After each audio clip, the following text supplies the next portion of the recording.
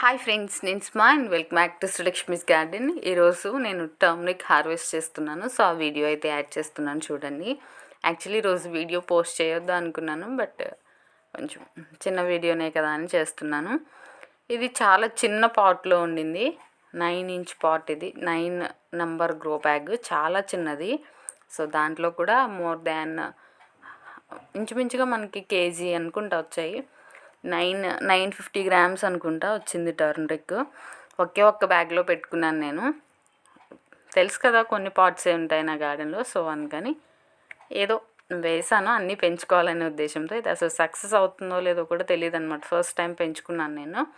So బాగానే వచ్చింది. So ఆ హార్వెస్ట్ అయితే నేను చూపిస్తున్నాను. నేను ప్రత్యేకంగా దీనికంటూ ఏం కేర్ తీసుకోలేదు. పెస్టిసైడ్స్ కూడా ఏమీ స్ప్రే చేయాల్సిన అవసరం నాకు రాలేదు.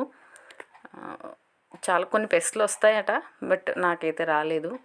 నేను ఎప్పుడు జనరల్గా చెప్పుకునేటువంటి పాటింగ్ మిక్స్ 1:1:1లో ఇంకా కొంచెం కంపోస్ట్ కలిపి పెట్టాను అంతే. మెన్యూర్ కంపోస్ట్ కూడా కాదు, కలిపి పెట్టాను.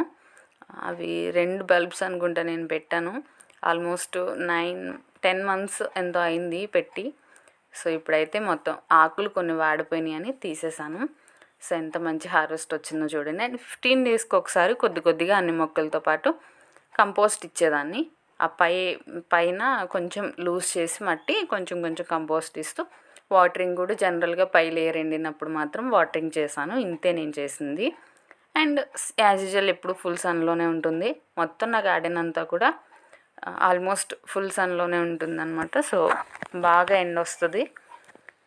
మంచి హార్వెస్ట్కి అది కూడా కారణమై ఉండొచ్చు మేబీ.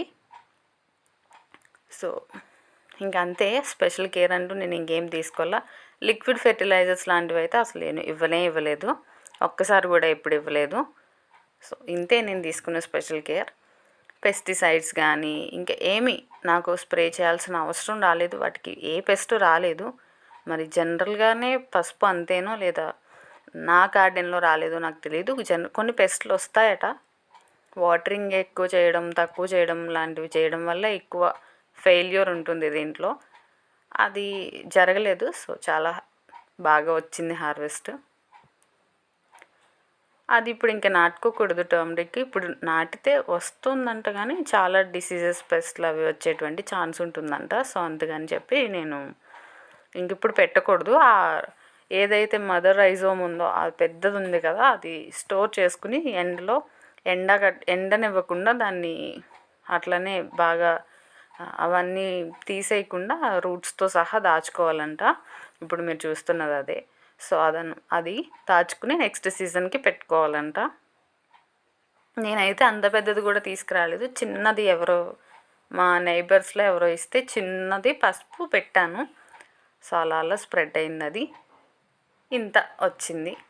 దాన్ని ఏం చేయాలో కూడా తెలియదు నాకు. బట్ హార్వెస్ట్ వచ్చినందుకు ఐ ఫెల్ట్ హ్యాపీ. సో అది మీతో కూడా షేర్ చేసుకుంటున్నాను.